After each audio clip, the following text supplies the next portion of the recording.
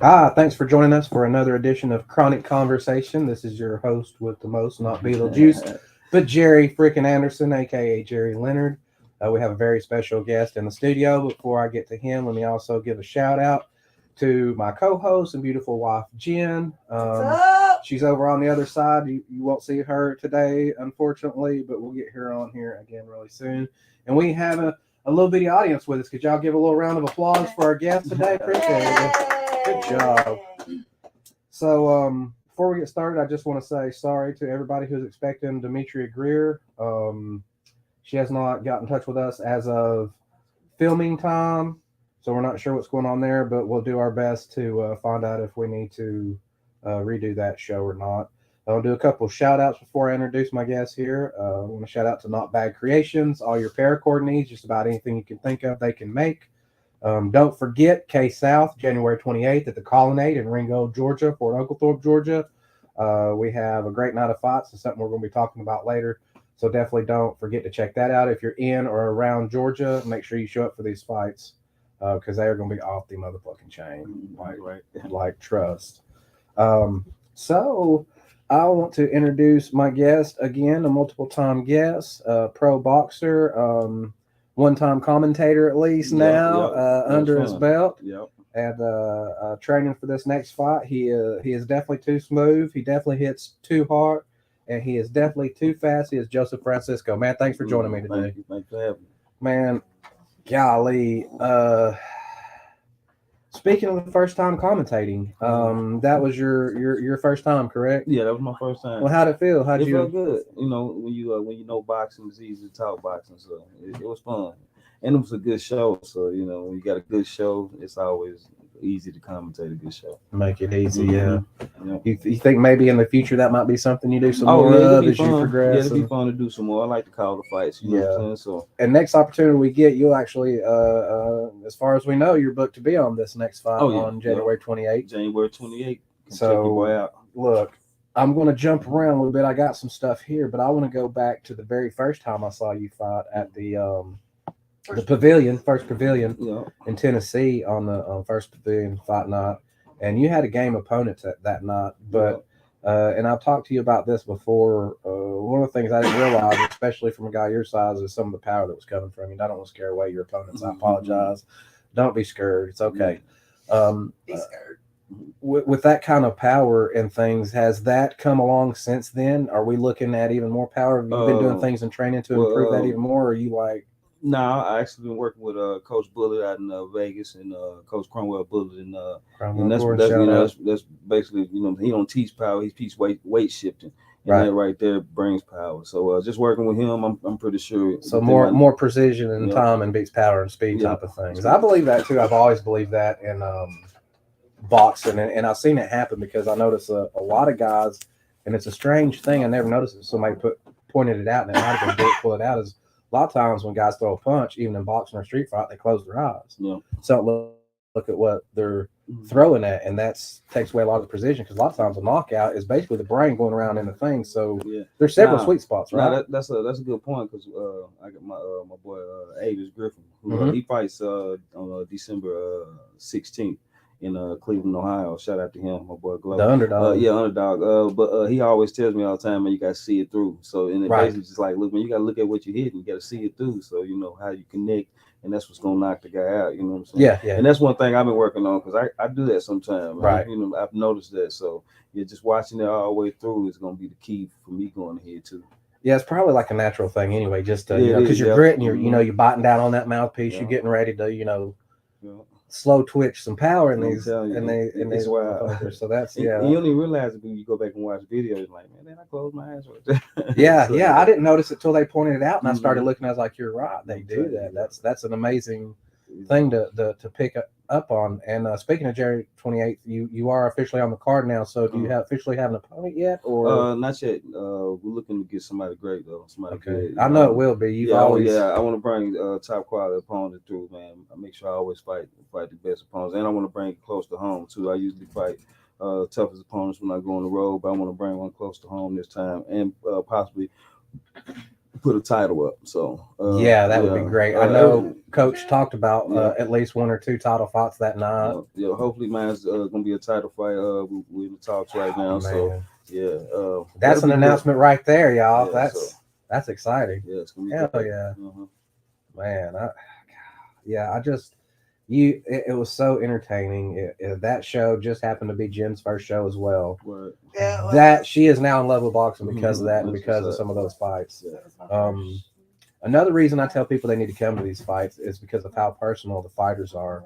I've noticed how great you guys are with the fans and how much time you take even after, because people don't realize, you've been cutting weight, you've been getting beat up, you've been beaten up, everything you can think of, and then you got the fight and the fight's over. I'm sure the first thought's either after party or bed or food. Yeah. So it's always good because most of the time if we're getting ready for a fight, we're going on the road anyway. And we've been preparing in Vegas for the last couple of fights that we've had, me and a couple of guys that I work with. So coming back home is always good. And then once the fight's over with, it's time to chill with the fam, party a little bit. Yeah, and you did great. I love how, like I said, personable you guys are because they can come up to you if they want an autograph. You can't do this at Madison Square Garden. This is the fight you need to come to because this is an opportunity to see guys like you before you are at Madison Square Garden. They don't have the opportunity anymore. Come check you out. If you got a T-shirt, get their T-shirts, get their autographs, say hello. Say you appreciate them because they do put a lot of hard work, blood, sweat, and tears. And like I said many times before, they're literally putting their lives on the line.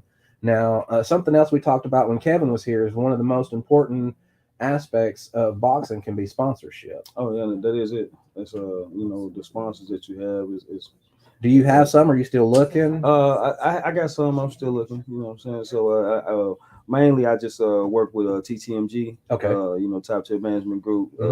That's everybody knows Junior Santiago. And that's my shout out to Junior, man. Man. He's great guy. He's a good dude, man. So I just rocking with him, man. We moving forward. So. Yeah, that's great when you can do that because not all guys get those opportunities, right? Some are trying to do it without that. They're trying to pay their own way, and we've spoke a little bit about the kind of fees that are incurred. And one of those is you're back and forth between here and Vegas. Yeah. What is it like to train in the mega boxing city? What is that like to live it's out amazing. there? It's amazing, man. It's a great place. And I'm an older guy go out there though, right? So when I get out there, it's a lot of younger guys, man. Right. And so, and that keeps me on my toes a lot, man. It's very competitive. Keeps you hungry. Yeah, keep you hungry, man. It's fun too though, man, because at the same time it's war when we're in the ring, but it's cool though to be able to, bond with them and put them up on game about other things when you're outside the ring. So,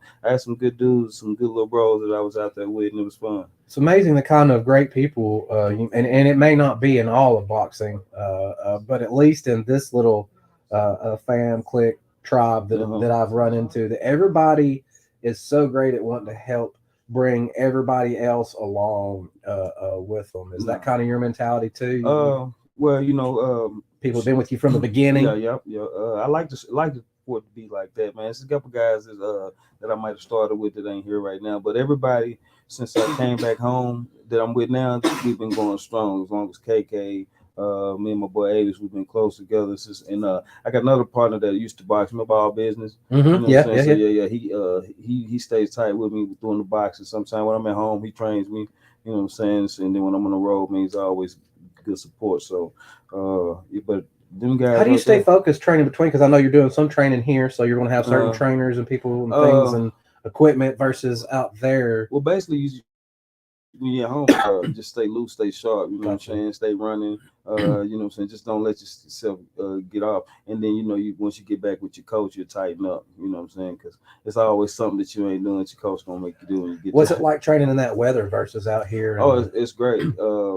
Really dry. Man, it's but it's fun though, man. Running up Mount Charleston and stuff like that. Y'all run up them mountains. Man. Like it's not a hill. I'd say they was running hills. They run a motherfucking mountain. It's things like that, man. Once you complete it, man, you feel so much better about yourself. You know what I'm saying? I'm telling you. It is. You make it to the top of that. It's a whole feeling. Definitely. I'm telling you. Oh man, let's see. One of the things I was curious about, like you said, you're a little bit older than some of the guys now, Mhm. and I'm sure some of them come to you and ask advice or things like that. If you could talk to Joseph before he decided to get into pro boxing, what advice would you give him now that Um, might help you along the way that you wish you might have kind of had known when you were well, you younger? know, just like at a younger age, I probably would just worked a little harder. Just and I probably You would take it for never. granted when you're Yeah, younger. I remember yeah, that when I yeah. first started boxing, even in the Yeah. amateurs in school and Mhm. stuff, I wasn't Mhm. running like I was supposed to. I was Yeah. overweight. Yeah. I wasn't conditioned right, and I got my ass handed to me I my probably first fight. would have went to Vegas a little earlier too. Like if I should have been in Vegas. I wish I'd have been out there at 18, 19, something like that. Is it because of the connections of the people out Now, there, or yeah, just the atmosphere. You just know the what I'm saying? Yeah, atmosphere? it's just a perfect Really good atmosphere. conducive. Yeah, I know it is now. I don't know, like I don't know what it would have been if I was out there at 18, but I'm pretty sure it was the same thing. You know, everybody that comes around wants to be boxers. So Yeah. you know what I'm saying? Yeah, you just run into them all day long when you're Mhm. in the gym atmosphere. So yeah, and everybody's competitive, man. You walk in a gym like Top Rank on the Monday, Wednesday, Friday, Right. man, there's dudes in there Killers. ready to spar, Yeah. ready to bite your head off. They in there matching with, hey, Joe here, all right, you go with him, you go with him, you go with him. Yeah, it's And work. that can be hard to do out this way. I know there's a lot of guys constantly Now looking you'll for get sparring no, partners out it ain't no here. work over here like that. Yeah. Nah, And if you do get somebody, you don't know Mhm. if you get somebody you can work you with got or you got to work with them or you got to take it easy on them. right. And a lot of guys coming up from here with me, we know we Mhm. didn't get a lot of sparring unless we sparred ourselves. You know Yeah. what I'm saying? So unlike different sparring, getting to see different looks. And But you find solutions. So how do you find solutions to that? How do you get in that tough work that you need to have before? I guess we just always worked hard Yeah. because looking back at it, man, we were always top amateurs. We always had a top amateur program, and we just always outworked guys, and we had a lot of skill though. But I do think if we all had a different atmosphere as far as that Vegas atmosphere, the way they got millions of boxers, millions of trainers, and Right. that's Right. all they do out there. Some of our guys will be on a different level. Well, you seem to be that kind of dude anyway, because I've been around boxing all my life, and there's dudes like you that are constantly looking for somebody to challenge them and to push them, and iron sharpens iron, Yeah, no, trying to make a warrior of themselves. yeah, And then there's guys that are just trying to slide by and make a couple bucks, and it's yeah. more of a hobby thing for them, and they don't really have the dedication it takes. And a lot of those guys are still doing, 4 rounders. True. They 5 years in, they still Yeah, doing 4 rounders yeah. and stuff. What do you think of that mentality? Is that just Uh, maybe insecurity or not nah, enough some belief people in just themselves, or want to get themselves to a certain level, and before they take a risk. Me being myself, I come back older, so it's time to take it now. Yeah. I don't have 4 or 5 years to Right. build up again. No, it's time to get it and go. It's it's time to jump in the So fire. that's why one it's way or different another. for me, But I do see the importance though of bringing yourself up slowly, Yeah. and making sure by the time you do take that fight, you get paid for it. Right. Do you think there's a disservice? Do you think there's ever a time where people take it too slow? Maybe they should be going up, Yeah, but they just get comfortable maybe in they do. But the levels. so But to each their own, right? to each their own. Yeah, I know some guys that that's ready, and it's gonna be my brother Roger Hitman Hill. He also fights December 17th in Atlanta. Atlanta. That's another shout out, my A-Town. boy. Yeah, shit, he's about ready. He's 11-0, so it's about time. Man. My boy Avis after he fights on December 16th, he'll be 10-0. So yeah, he's gonna do his thing, and he's been moving good though. So and he's been keeping up his knockout ratio. So and I'll tell you somebody who ain't had an easy time either. Reminds me of you a lot, in that every time he fights, and he's only had a few fights, but every time it seems like it's somebody jump up. Cleo, Cleo, like every time he fights somebody new, it's like it's a whole different step up for him. It's like these seem like journeymen or veterans or guys that really know what the fuck they're doing. His last guy was a good journeyman. Reminded me of Grady from Sanford and Son. Yeah, man, yeah, he's funny. Yeah. But Cleo's coming from the ground up, man. Yeah, from scratch too. So just watching from him football, do his from thing, a weird different thing to he's just an athlete, all around the board athlete. So he's gonna be great. Yeah, he's been really great so far. I know you've talked about you can't go back. What can you do, you think, from now to get what are your future goals now? What are you jumping the fire to achieve? Man, me personally, just before I go, man, just really put my name on the boxing game. You know what I'm saying? Right. That'll be it for me. Leave people talking about you. Yeah. Well, I promise you, they're already doing that. Yeah. But you know, I know what you're saying. Yeah, go bigger, man. So if you go see him, you come see him the 28th. I promise you. Go back. I have fights. If you go back through our old stuff on YouTube video, we got his original fight. Probably at least bits and pieces of it from that pavilion fight. We got the last fight. Speaking of last fights, you're the commentator of the last fights. Mm-hmm. Talk about off the chain. I was talking about that with Kevin the other day. Hey, I don't know the guys' names or any of the guys' names that far. I can't remember none of them. But man, just from the start to the ending, it was a great show, man. They were all banging it out. You couldn't tell who A side or the B side. No, it was, and that's one of the things I wanted to bring up. You know what that means? It seemed like it was all A side fighters. Like they was not there to play; they was there to take that A position. It was great, man. And I mean, starting from that first fight, man, if that dude hadn't got whopped at the end, man, he might have would have won it. Yes, that was so exciting when I was talking about it was crazy, but it was good though. It's crazy too, you know, talking about Cleo's fights, just the fights in general. Just maybe it's because Kevin's learning. Of course, he's always been in the fight game's got a good mind for it anyway. He's got Tracy behind him, who's really intelligent and everything. But it seems like they're learning leaps and bounds because each show is so much better than the last, and it's crazy how they keep doing that. The quality competition has definitely come together. Just we rather get the house packed a little bit better. Like that's gonna be, the people coming out, check us out, make sure we do our thing. This man fight, gotta be, I'm gonna put on a good fight this next fight, man. I'm gonna have a great opponent. My personal guarantee, this fight is going to be, and when you do that, man, I call somebody, tell them come to my city, they can fight too, man. You gonna let this dude come in my backyard, right? And not be there to show out. You got to show out, support these guys. That's how it goes. You know what I'm saying? So, because I'm gonna put on the show. If I bring somebody here, he probably might be 8-0. You know what I'm saying? Yeah. Good dude like that. We're gonna fight for a belt. I'm gonna whoop him right here. Yeah, absolutely. I have no doubt. That's why I call you the Uncrowned champ, because I know it's only a certain amount of time before that belt's around you. No doubt. And already, if people get to know you, then they'll know you as the people's champ, because you're a great guy, like I said, and not only for your great fighting, but they should follow you because of your character and the kind of man you are in today's society, because not everybody can stand up and be that kind of man today. So we appreciate you and being a great role model for the kids. I seen you're great with kids. Like I said, you're great with the fans. You're great with us when we first met. You let me get pictures and all that, and you just box and stuff. So from deep down, I appreciate what you do and what you do for the fans, because you don't have to. Nah, it's cool. You can fight, walk on back, and be like, fuck it, I'm done. After party shit. Yeah. But you take time, and I want you to know that I think they would really appreciate you too. So they really need to come out to this 28th Colonnade fight in Ringo, Georgia, because every fight is going to be like yours too. Like you said, the last one, every fight is great. We got the best DJ in Chattanooga, and I don't even think it's close. DJ Touch, who smooth.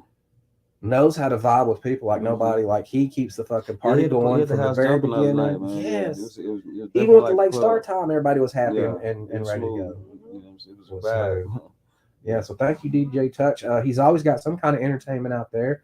Sometimes they may be your cup of tea, sometimes they may not, but they're always really talented and have a great creative, artistic thing to share as well. And then we have the Ring Car Girls. One was supposed to be here tonight. She didn't make it, but we have some great Ring Car Girls that you can come check out as well. They're real friendly. Maybe get your picture taken with them. So he's talking about your goals and stuff, leaving, your name on the people. What is the best way to do that? Is it with just your character and the type of fighter you are with the ring? Do you think you need belts? Do you think you need wins? Like, what is it do you think that's going to get you that you desire? You need or all belts. the above? Need belts. I got a plan, some fights to put together. And you ain't got to tell us none of it. Just knowing you got a plan is exciting today. I get like, I'm going to make a little run here right after the New Year's, man, and get it going, beginning with right here on KK's next card, January 28th. So that'll be the first fight. And after that, I got some different things coming up, man. But so follow you all the way. Just before I forget, and we're not wrapping up the show quite yet, but tell them where they can get in touch with you or get a hold of you if they want to try. Do you have any T-shirts right now? Nothing's going right now, but I will have it come time for the price. But you follow me on Instagram, Big Joe Too Fast Senior. Facebook, Joseph Fransisco. So yeah, give him a follow, man. I'm telling you, you want to follow this guy's career. It's really exciting journey to kind of feel like you can kind of hop on board and go along with him on this journey. And speaking of, I've mentioned after parties a lot.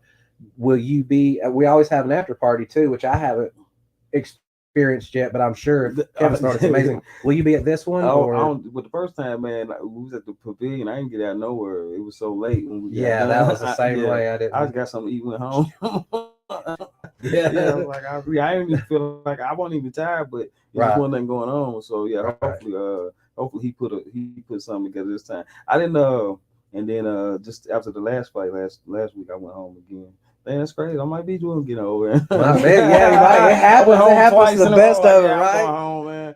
Yeah, I didn't even fight last time when I went home. I ain't gonna lie. Look, we take a nap on fight day because we know we gonna need to be energetic for that night and stuff. Sure. Well, there's always a possibility, so definitely check it out. I promise you, Kevin throws a great party. No, he does. He does that. Yeah, he does that. It's the whole fight.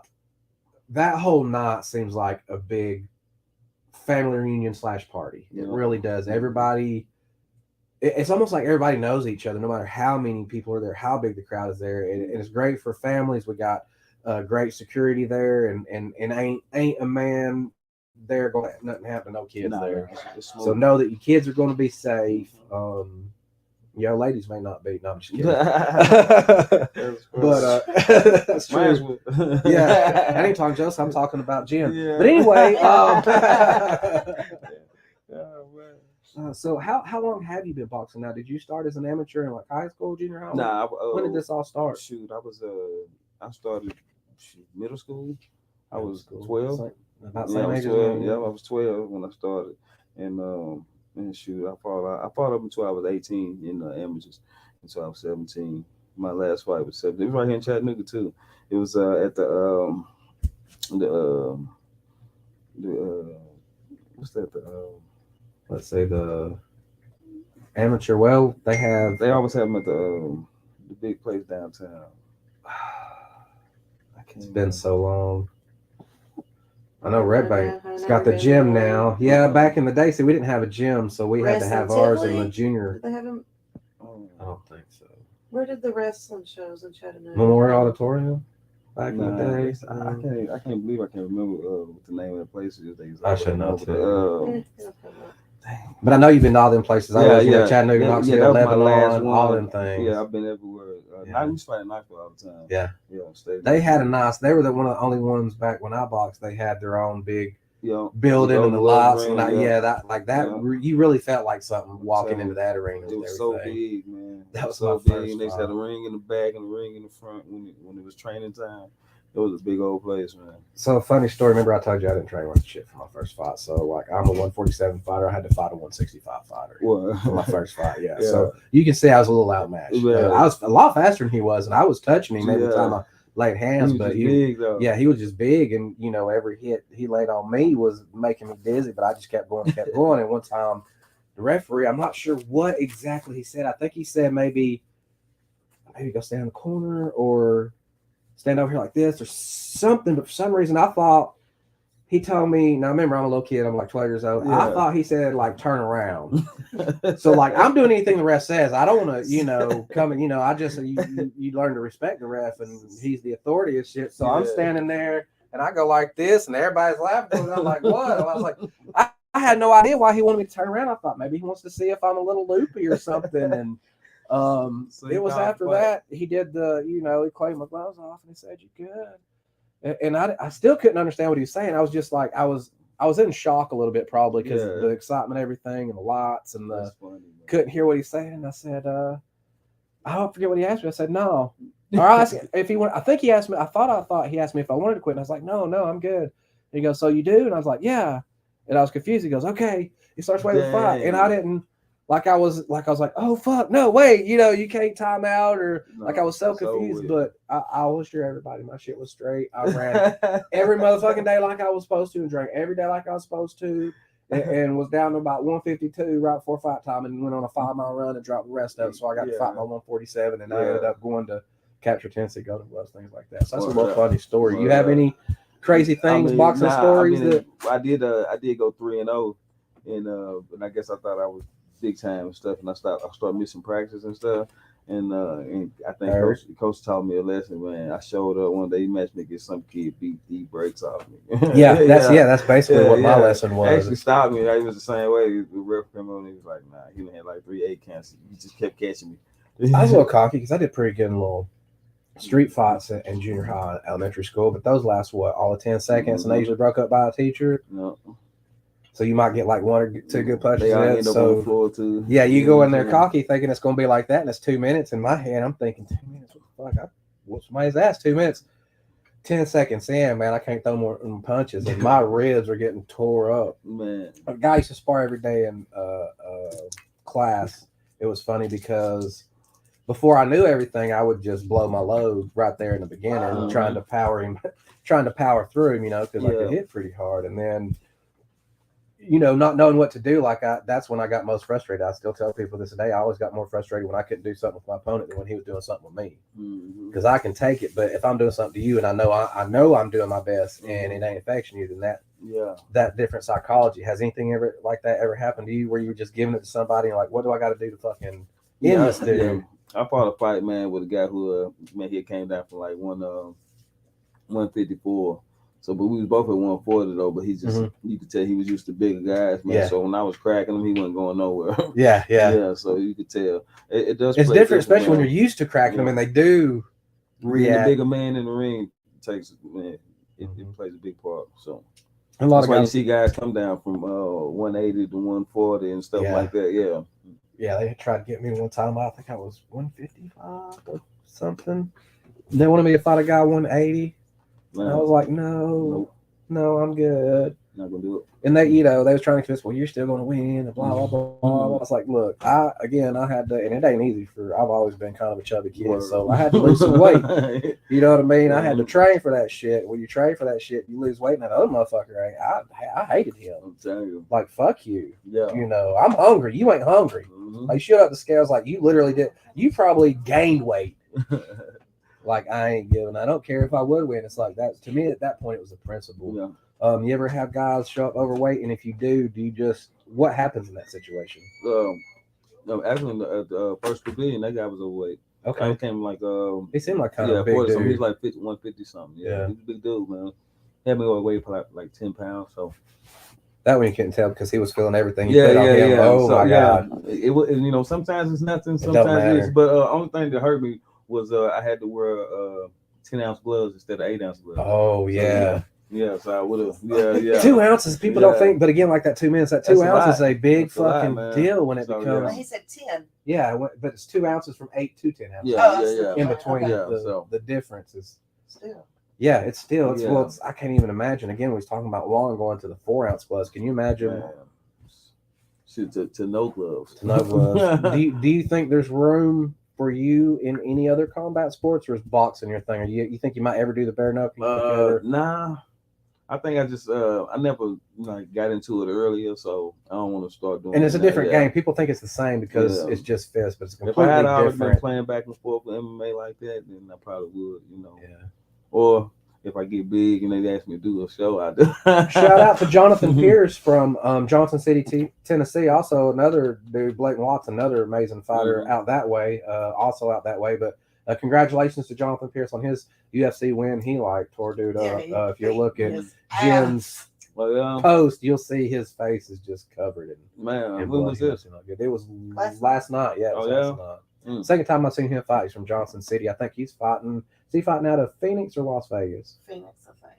Phoenix is Las Vegas in MMA. Even though Las Vegas is a big MMA town, a lot of stuff go on in Phoenix. Are you just casually? Are you a fan of those other sports, or do you watch boxing at all? No. I watch boxing. I watch boxing mostly, man. All the fights, whoever's fighting, I check it out. Even if I don't watch it that night, I'm gonna go back and watch it later on. Javante got a fight. Yeah. They finally made that one. That's gonna be a nice one. Garcia, that's gonna be nice. Yeah.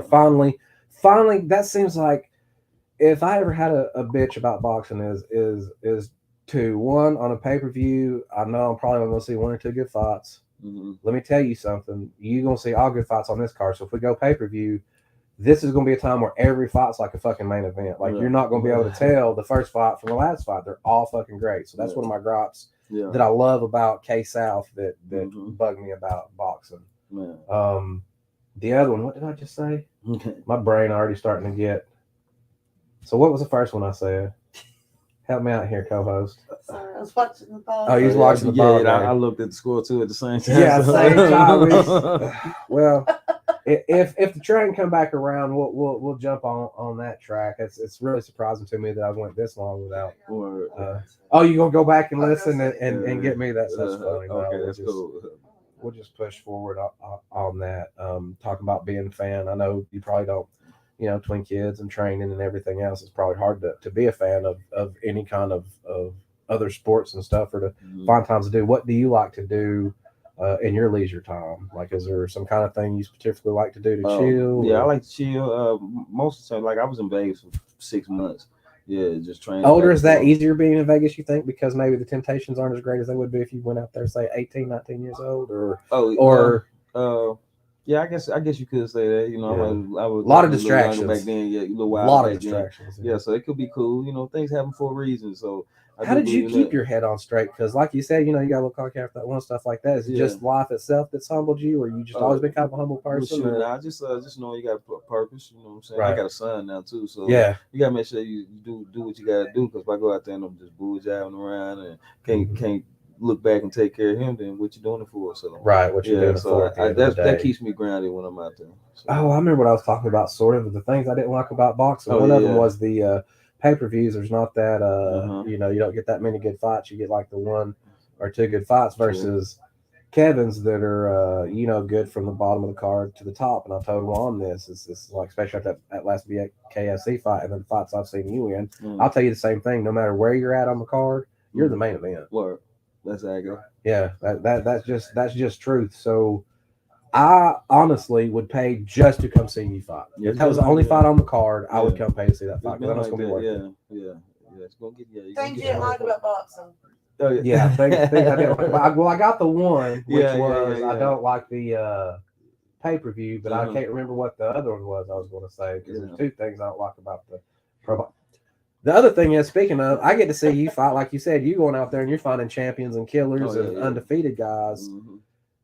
It's hard in boxing versus MMA to really see the fights you want to see. Yeah.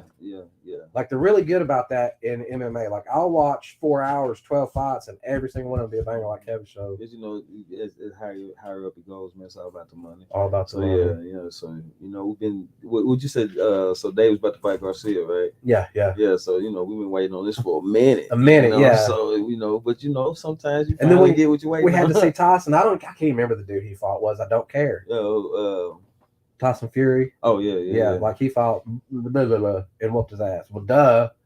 Like, I hate when WBC or somebody's like, well, you got to fight this person. It's like, I get it, but I don't get it. It's like, that's not who he needs to be fighting. He needs to be fighting the best in the world. I don't care if there's too many fucking divisions in boxing. Is there any way you can see going forward that boxing can do anything to correct that? I mean, it seems like, Kevin's got a really good scheme and he's good fights top to bottom. I know that would be a help. What else would you suggest? No, that's it.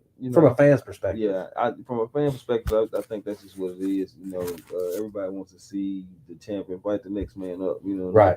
Yeah. Third guy in line, fourth guy in line, but So, and if it's, there's so many belts out there, you know what I'm saying? So bring that in and have, maybe 2 belts and everybody compete for 1 or 2 belts and not, you got a 135-pound class with 8 champions, And there's already 75 weight classes in boxing. 75 belts for 75 weight classes. Yeah. I understand when it comes to regional and things like that, but I feel like there should at least be a top 3 or something. There should be some way they can narrow it down. Yeah. As far as weight classes, one of the things that's talked about in MMA a lot is making more weight classes. Do you think they should reduce weight classes in boxing, or do you think it provides a better opportunity for people of all weights to get in there? Or do you think it should be like every 10 pounds? I think it's good. I think it's good where it's at. I don't really know about that. What I'm saying? Yeah, I think it's straight where it's at. I don't want to say nothing that would hurt me. Right. Yeah. I got you. Because look, I make 135, man. That's but I'm gonna try to make 130. yeah, coming up. So Yeah. I'm I got to get on the real good meal prep plan, and I'm gonna see 130 this year coming up. Have you had to adjust how you get in shape, when you get in shape, your nutrition, anything like that as you get older? There are changes being made? It's changes being made. You know, we got to start cutting the weight a little earlier than normal. But Right. shoot, that's another thing. Do you walk around very much? What do you walk around at? If you don't mind me I asking? can get up to 160, 165. Yeah. Yeah, and I go down to 35, so that's 30 pounds. That's 30 pounds. Yeah, That's a good drop. Yeah, and I ain't gonna lie. Once I get in training camp, man, and it's hot most of the time. And shoot, when I was out there in Vegas training, I was training at top rank. They keep the gym so hot, it just falls off, man. Drop pretty easy. Mm-hmm. So, is there a certain amount once you get to where you know you're good? Like, okay, I'm this much. I can drop the rest now. I'm good. shoot, Or Coach Bullet having us go into all the way camp week like 10 pounds ahead. okay. He wants to stay, no more, no less than 15 pounds over all through camp when you're sparring, though. You know what I'm saying? Just keep you strong and stuff like that. And then we will break it down. Come time close to fight week, we break it down. Because you lose, not enough towards the end, and you got to lose it all at the end. That's going to take away a lot of. But you do 2 gallons of water, so if you're doing 2 gallons of water, most of the water weight on you anyway. So. Yeah, push it all out. Yeah, it's easy. Yeah, and muscle is mostly water, so well, people don't understand how you can suck all that out of that. Do you still feel pretty good though come fight day? Have you ever had a bad weight cut? I've been pretty good the last 2 times. The first time when I fought in Texas, it was tough because it had been a whole year since I had made weight. So it was a little tough, man. I think that's the only reason it was tough is because it had been a whole year. But I still made it good. And I think Dick and I didn't even have to go in the sauna room. So is that, speaking of sauna room, what kind of things I know as I get older and I do anything, I need tons of recovery. What kind of stuff do you do for recovery to make sure that you are, peak right when it's fight time versus I need 2 more days? Ice baths, yeah. Ice bath. Breathing and ice baths are underrated. I will be talking about that more as the shows come along. I'm working on being a certified fitness breathing coach. So I'll talk to you a little bit after. And that's good because actually when I was out in California with Avis and his management team, CTB, and shout out to them, good team. One day as we was getting ready for his fight, that's what we did. We had a breathing class, man. Yes. And dude, it was with the dude from Baywatch. Okay, yeah, that's awesome. The dude from Baywatch. Yeah, the top guy from Baywatch. What's his name? Do you know his name? Dang, I can't think of his name. The Knight Rider guy, with curly hair, kind of the other one, or from the movie. The Baywatch movie or the TV show? The TV show. David Hasselhoff? Yeah, David Hasselhoff. Yeah, he was not a rider. No, not him. That was the taller one, right? Yeah, he was the tall one that was kind of a supervisor, I guess. I think. I can't think of it. It's been a long time on that one. No, one him. Was it long-headed dude? Jason Momoa. Let me see. Jason Momoa was in Baywatch. What it says. Oh, okay. No, that's not him. We'll figure out. He wasn't in there. Nah, he wasn't in Baywatch, was he? That's a young guy. That's the dude from. That's the guy. Maybe he was a little kid in it or something. Yeah. There's no telling. But no, it was great, man. He put us through it, man. I'm talking about. It took me to a whole nother level that night. Man. It does. It does. You can. Crazy.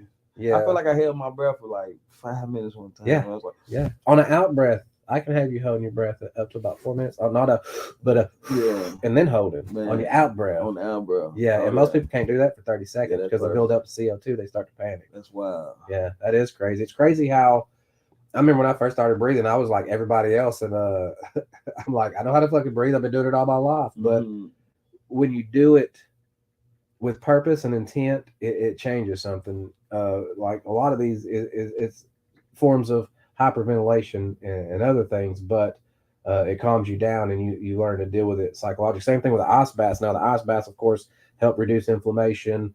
The breathing helps you be alkaline, so it helps you be healthier for the fight itself. There's just a ton of benefits to both ice baths and breathing. But that's cool. The ice bath is one, but that breathing. I was trying to find them. I do a lot of cold treatments. I do plunges and what's the plunge? It's where you do in it's like an ice bath, like a literal. You pour tons of ice in there and then fill it up with cocoa water, and then you get in there.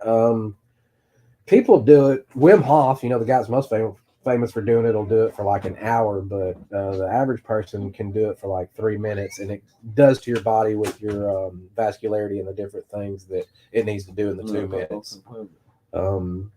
I think they say not to do it right after you do like a strength or a muscle building workout because it can retard the growth, but I don't think it's enough. Some of the research I've done doesn't seem like it's enough to make that big a difference. I would still definitely choose that versus not choosing it. Absolutely.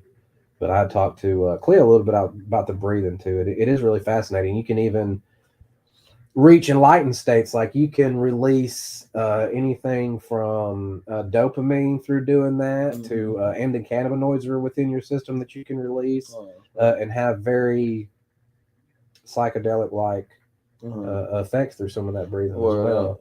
So psychologically, physically, mentally, physically, and psychologically, it helps you in all ways. And so does the cold bath. True. Usually when you stay longer than 3 minutes, you're just working on it psychologically to be able to be calm and breathe through it, not shiver and stuff like that. Because if you can do that in that extreme of situation and you can focus, then like 15 minutes. That's a good one. That's a good one. Was it hard to get warmed up afterwards? Man, what? Yeah, that was it. That was the hardest part. Trick for that too. Oh my gosh! Like you was wrapped up in the cover and cold as hell still. Yeah, because 15 minutes. It doesn't sound like that long, but in ice water and cold water, that is a long time. I'm telling you, man, it was like, what is when you're just sitting there? Yeah. So one thing I found out in an ice bath, like if I put my hands on my lap. I'm on the podcast and I get to breathe and I can get comfortable. But the weirdest thing is, as long as you're perfectly still, you're good. But as soon as you move and that water stirs up again, like it get ice cold again, like you just got in. It's like, Jesus Christ, this is cold. But I've tried to do it different ways. I've done cold rains. I've done cold showers, a little bit of everything. Yeah, man, that was it. So, I need that secret on warming up faster. Well, I'll give you that secret on that and talk to you just a little tiny bit about breathing. So we'll go ahead and probably get this wrapped up. I know you need to go and get some things done in your training, so I can't keep you out too late past the bedtime and stuff, man. I appreciate you being on the show. Some sleep. I appreciate you for always being so supportive of the show with your likes and hearts and shares, and then of course being on the show. And even what a lot of people don't know is he let us do a guest spot for sponsorship one time out of the give, and I don't know if I'm supposed to tell that or not, but no, that's good. But I just want people to know that this is a real good dude, and you need to come check him out for every reason you could ever think of. It is going to be January 28th at the Colonnade, Ringgold, Fort Oglethorpe. You need to be there if you're anywhere near there, or you're anywhere within 2, 3 hours, 4 hours. Trust me, it's going to be worth it. This is not just something we're going to go watch and it's not going to be worth your money. First of all, his shows run great comparatively when it comes to prices, from VIPs to general admission. It's great. And then actually, one more point, man. Might be streaming too. So yes, it may be on pay-per-view, like I mentioned before. So definitely stay tuned for. I'm actually going to talk to you about that after the show too.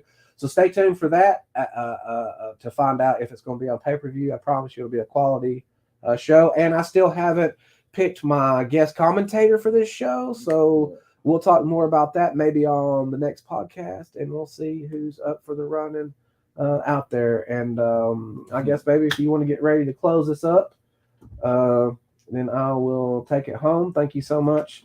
As I haven't said this in a while, but I used to say in everything, and I want to direct it both to my fans and to Joseph, that time is the one thing that you give as a gift you can't get back. So I appreciate your time and you taking some of it out to share with us and the fans as well. So until then, man, bye. Peace. We love you. See y'all, man. Peace. Appreciate you. Yep. Be there January 20th.